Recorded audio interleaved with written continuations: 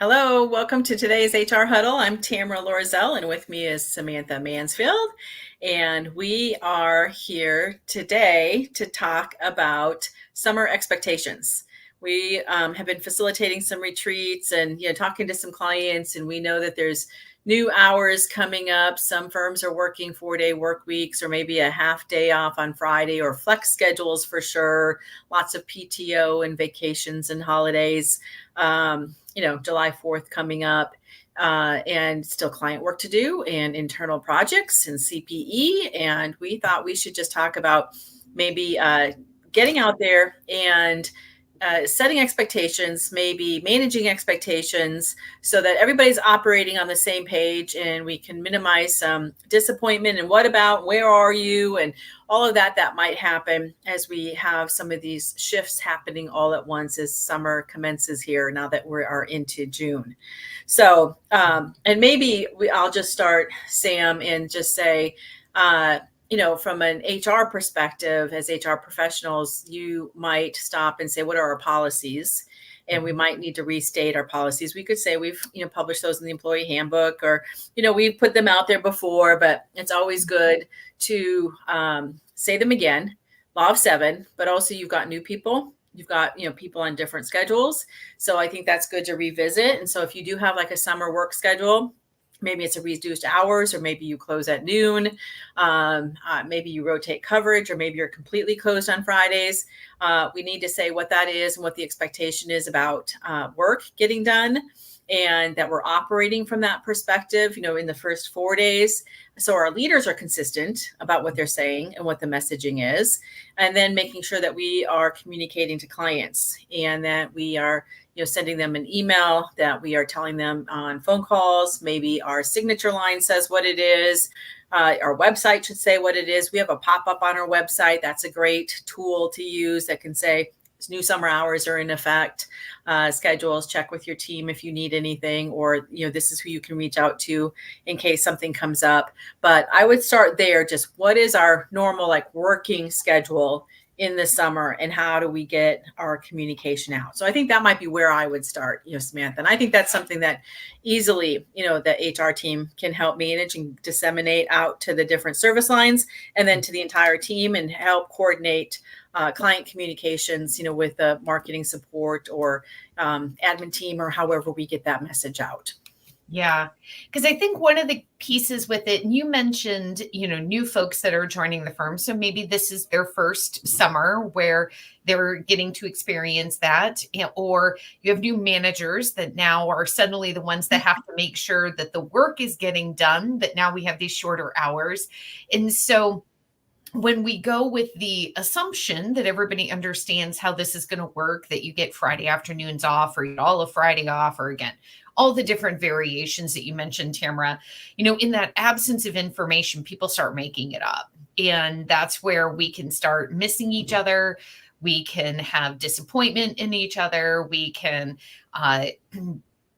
get frustrated with each other, or some people start feeling like, well, I have to work because I don't know if this person's going to get it done. And did we set the expectation with clients? So, the key thing as HR professionals, what you could remind your leadership team is that it's so important to be clear on the expectations and how we manage the reduced hours by having the fewer hours on one day of the week during the summertime, because just reminding them that if we aren't explicit in what those expectations are and what's happening, people will start making it up.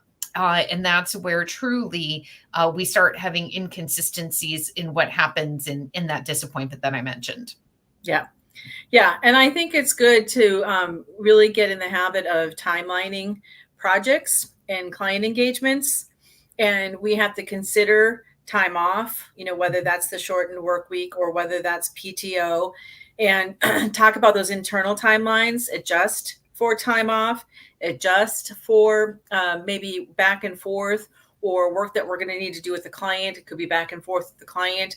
And often we don't build those things in, and that's super important to do so. teach your team to timeline back into the end date. And then what do we need to do? What are those different milestones? What do we need to communicate with the clients? What are the deliverables that we're expecting? What quality of deliverables? Because maybe it's the first time I've been working with Samantha on something. And so she's like, I don't expect it to be perfect. I expect it to be a draft. But then we don't build in that back and forth or the extra time she might need to take to work on something. And then that we just get squeezy. And there's so much we could do to minimize that squeezy feeling, last minute, or now I have to work Friday. And, sometimes we might have to do that, which, by the way, I would communicate that there might be some things that we need to wrap up. You need to manage your time. That's what flex, time is about. And we've talked about that, whether it's a reduced hour week or summer schedule or whatever it is.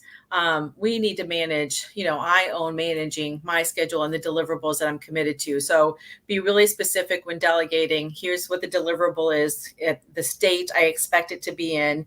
Here's the resources you need, including budget hours and calendar days. That's where the timeline comes in.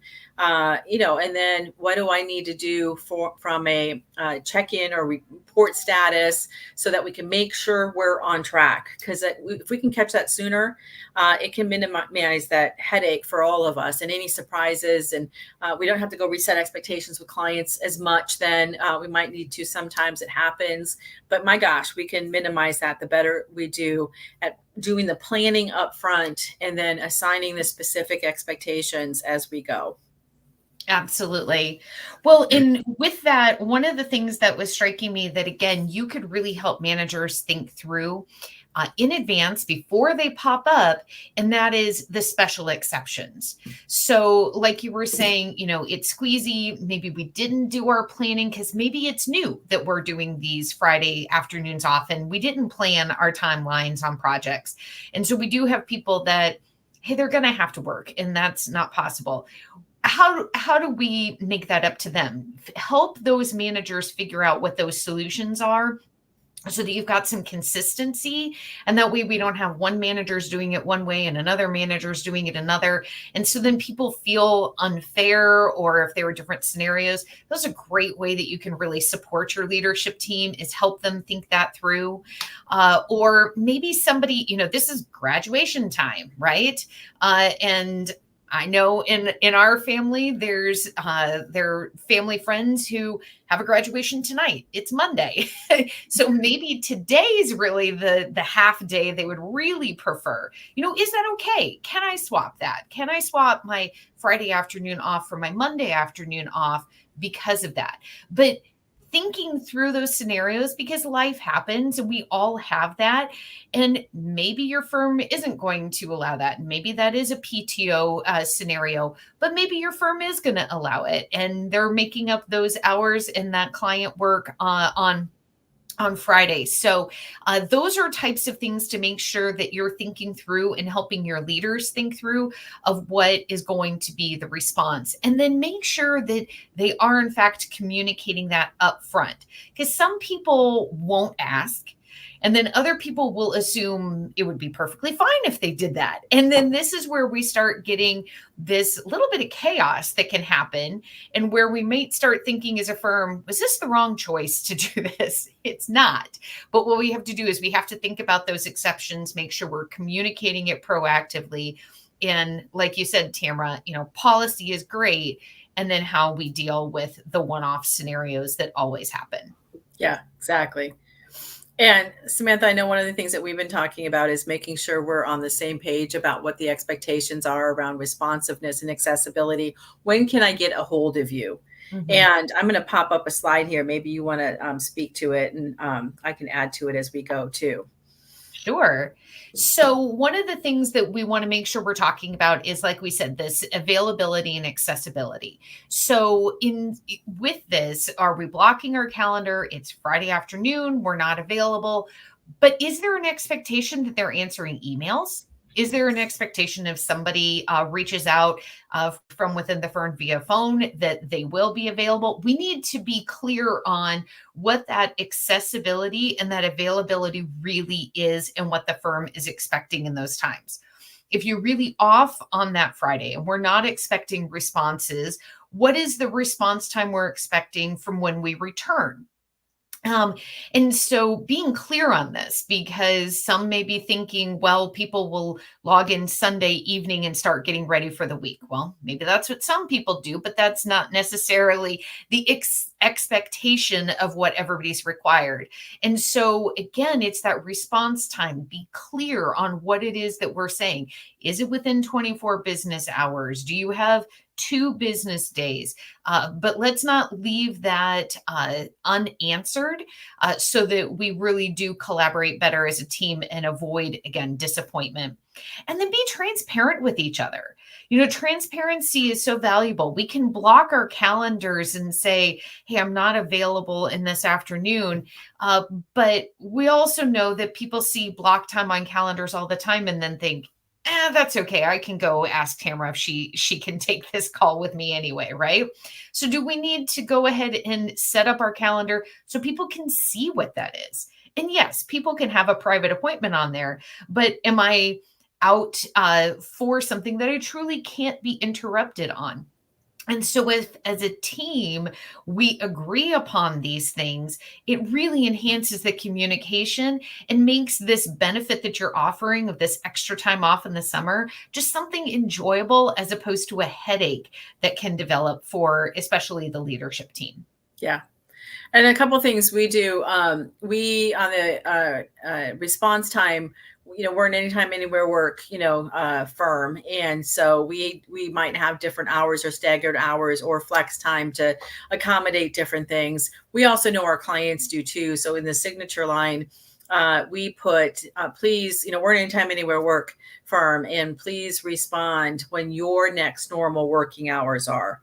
Because just because I might be emailing on Sunday, I am one of those. I might do the planning on Sunday. I am not expecting Samantha to do that on Sunday. I do fully expect when I pop up online, probably around 7:30 is usually when I'm logging in, 7:30 usually. Samantha might already have been out there. Renee for sure is already out there, sending emails. And so they don't expect me to be responding at that time. And so we just want to acknowledge that. Same with our clients. It's good to find out what your clients' working hours are too, by the way.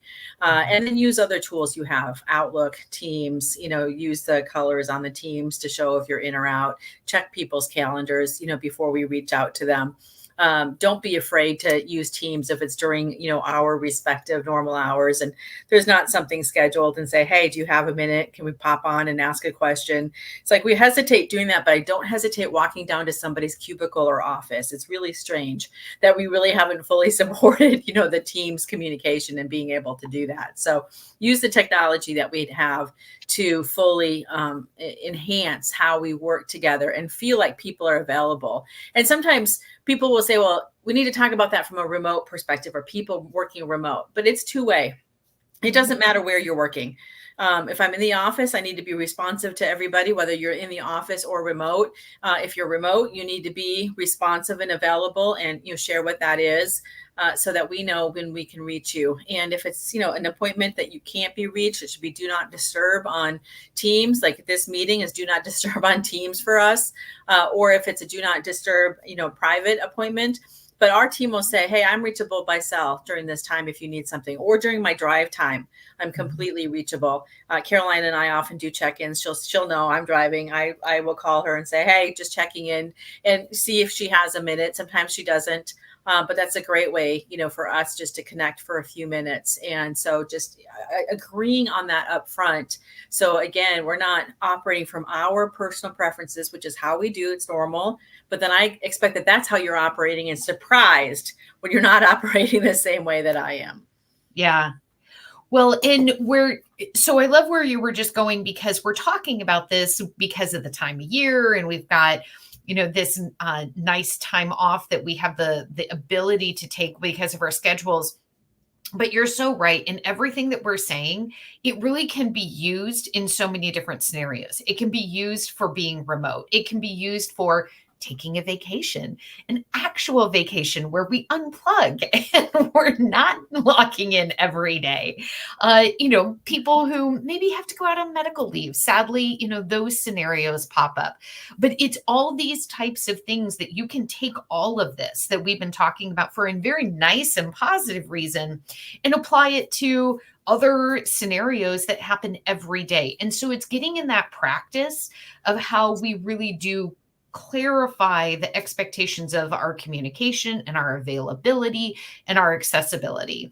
And there's just so much that, again, we go on these assumptions of people are going to do it the way I want to do it or the way I do it and think that's the way everybody's going to do it. And we just have those misses. Another thought that I did have, because you were talking about being on the phone, and this one may fall off of our radar with as much as we do with video and Teams and email, is remind voicemail messages. So that's another one, your outbound voicemail message, and especially some of your younger professionals really may not think about that at all. Some of them may not have even set up their outbound voicemail messages. So, making a little checklist. And so recapping on that, what's their outbound voicemail message? Is it, hey, we're out on Fridays. That's part of their just normal message. Do they have a line in their email address that says from May to Labor Day that we are closed on Friday afternoons, so clients get used to seeing that and aware of it? Again, we already talked about the updating of your Outlook, updating what your team status is, but maybe just a short punch list of here's all the places that people will expect to be able to see what your availability or reach you, and make sure we don't miss any of those. A recurring out of office message, for those Friday afternoons. But those are those things that, because it can become such habit that we have that time off, we forget to go update those pieces. And so how to make sure we don't drop the ball in communication by not using our technology in that way too. Yeah, love it. And I'm going to take that and just say that completely applies to what you were saying about truly unplugging and taking a vacation. So let's really support each other in taking time off this summer. And those strategies apply there too. It should be in our signature line. We should be telling clients about it. It should be in our Outlook calendar. We should change our voicemail. We should say who our out of office person is in that case. Who do you need to reach, and identify one person that's our out of office. We would even go so far as to do a handoff before we go out on vacation. And here's the main clients I'm working on, or any sales opportunities or internal projects, and who has the ball while I'm gone. Or is it sleeping? Shouldn't need anything, but if you do, see Samantha about it. Or this is where who's progressing it, and Caroline is progressing this. So go to Caroline if you need anything. And then my overall out of office to centralize any request from the team or from clients, is going to be, a Renee. And so I can designate that, get permission up first. But all of that applies so that we can truly unplug. We don't feel like we can unplug, and it's not true. You can take a week or two off. And maybe if I'm taking 2 weeks, I'll say, okay, I'm going to check in twice. And here's the days I'm going to check in. And I'm going to check in with my out of office person. I'm going to check in with Renee because she's my out of office. If you have anything that you need, I'm going to check in with her on Tuesday and the following, Tuesday. And so if there's something that comes up, see her. And she knows how to reach me if she needs to. But then I don't feel like I had to be on email or checking it, or your family's like, I thought you were off. And, it's like, I'm actually online shopping. I'm not actually working.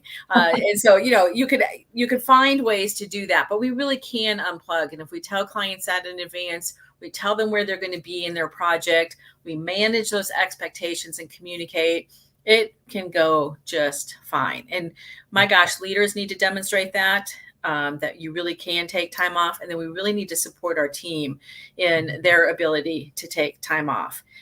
We don't do a good job of that in the United States, and we need to get better at it. And there's so many things we can put in place. So while we're, managing different schedules during this time, that's something to think about too. And We have a couple articles we'll pop in here. I'll have Caroline pop in that she'll put in one about how to truly unplug.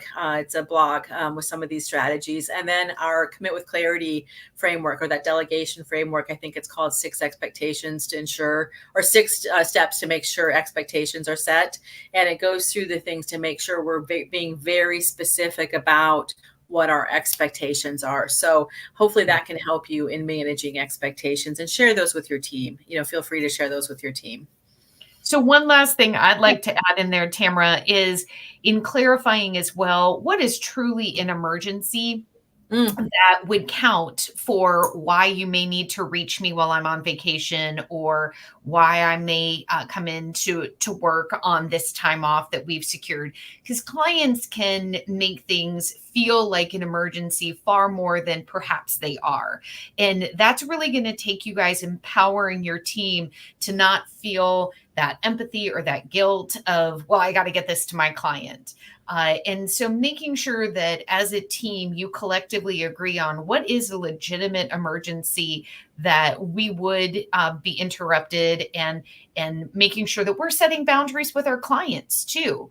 And so I just wanted to point that out, because that's another piece that I don't think we get very clear on. And we can have some people who are such client service people that it constantly interrupts any kind of time off that they have. And so that would be really something that you could support your management team in, making sure they're defining for the team so that they can enjoy some downtime, which is much deserved. Yeah. And we can ask, when do you need this by? Yeah. When is your meeting going to be? Or when is the board meeting? Or if, especially if we know the client, when is that going to be? And then we can manage against that. We can do that internally with each other. Mm-hmm. When are you going to review this?